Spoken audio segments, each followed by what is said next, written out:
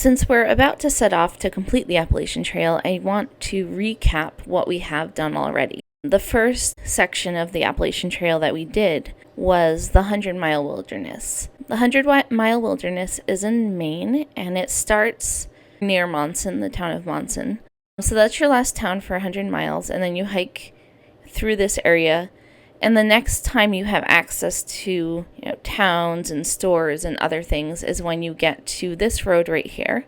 So before we took off, we stayed at Shaw's Hiker Hostel, which is probably the most well-known hiker hostel on the Appalachian Trail. It is incredibly well run by Poet and Hippie Chick. They have a really great resupply, and they just do a great job of interacting with hikers.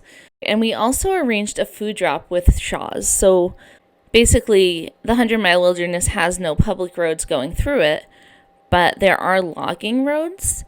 And for people who have, agreements with the logging companies or whatever, they can come in and drop off food to hikers on the logging roads. When we arranged our food drop, we were just going to get food and keep hiking, but we had them bring us back into town because we had run out of bug spray. We totally underestimated the bugs. So we ended up taking a break in the middle of a 100-mile wilderness and coming back to Monson for a night and then getting dropped back off into the wilderness.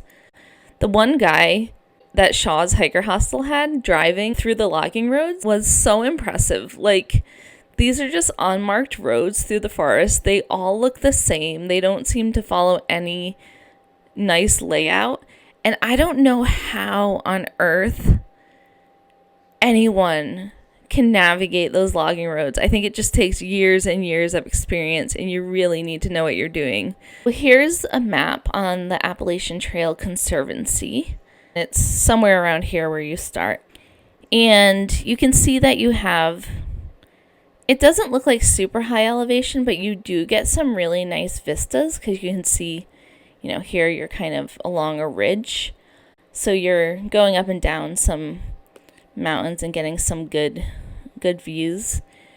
And then you head into this area, which you can see is much lower. You're not on the ridge anymore. And that is where the mosquitoes were killer. If we hadn't restocked on bug spray, it would have been rough. And then it gets really, really lakey. You can imagine why, someone hiking this area is facing mosquito problems. Just look at what you're following. Like, there's a stream, there's all these lakes, you're on the lower elevation near where all the water is sitting, and you're just walking through that. I'm also trying to find, we had this campsite one night and it was amazing, but it was essentially like us finding one of these features where you stick out into the lake a little bit and then camping on one of those. And that was nice because we didn't have trees blocking the wind, so there was a breeze. When you have a breeze blowing through, then the mosquitoes just can't find you as easily because your body heat isn't just sitting around you. So it wasn't necessarily here. It could have been like up here or up here. And that campsite was such a relief. Like, I did not want to leave the next morning because it was so enjoyable to finally be able to make breakfast without being eaten by bugs. It was our intention to also climb Katahdin on this hike, and we got to see it from a distance, but unfortunately we did not get to actually climb it because when we got to Baxter State Park, they were calling for a huge thunderstorm to roll in, and we didn't have days to wait around. So we had to abandon ship.